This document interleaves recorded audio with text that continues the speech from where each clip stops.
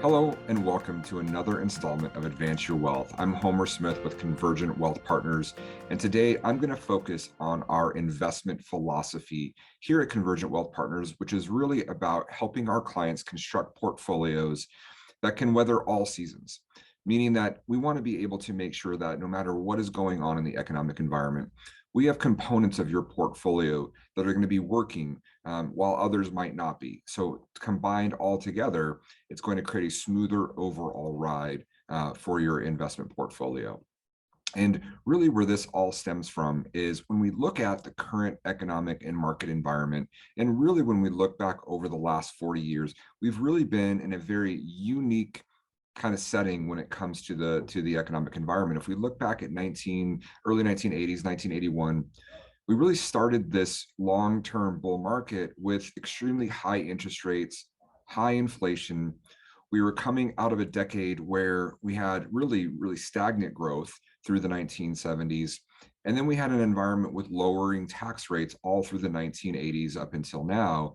And that was extremely supportive of a steady growth in our economy and really supportive of a strong overall stock market. At the same time, as interest rates went down through that 40-year period, because we started at such a high interest rate to begin with, bonds have performed extremely well over the last 40 years as well. And anytime we had a disruption in the stock market, your bond part of your portfolio was always there to save you. And so if you had a 60-40 stock to bond mix, you had a very good risk-adjusted return over the last 40 years. And so many people have come to believe that, hey, that's all we really need to do. Just invest in a passive stock market investments, passive bond market investments. And if you give yourself a long enough time frame, we're going to be okay. The problem that we've seen is really what's happened in that same 40-year time frame is really overall as Americans, we've had to move from savers to investors in order to achieve the rate of return we need to achieve our goals. And I'm going to illustrate that with this chart. And so if we go back to just 1995, in order to get an expected rate of return of 7.5%, all you needed to do was be 100% invested in bonds. And that 7.5% rate of return, when you think about what you need to achieve your goals, exceed inflation, most pensions and retirement plans use that number as kind of a good gauge. And you could do that with very little risk as recently as 1995.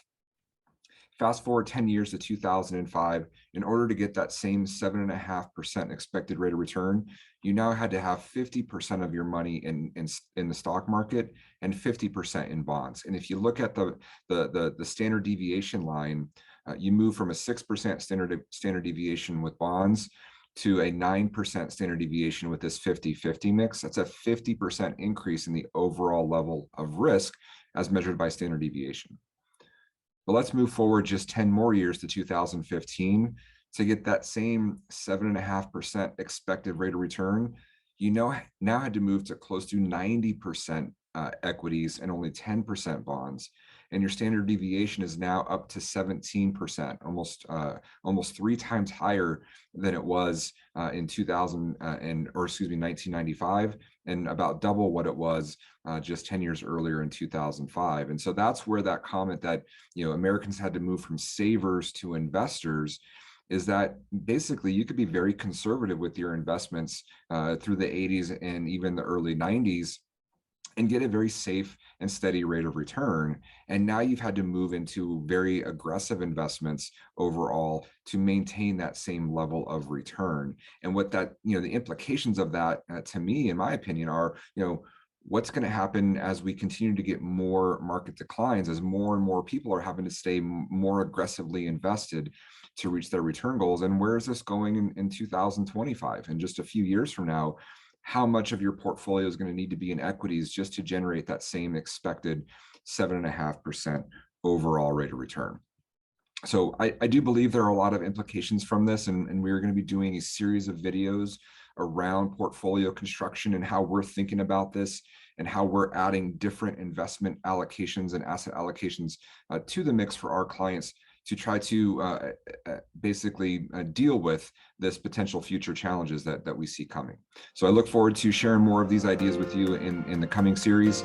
So I hope you have a great rest of your day, and we look forward to the next video in the series. Thank you.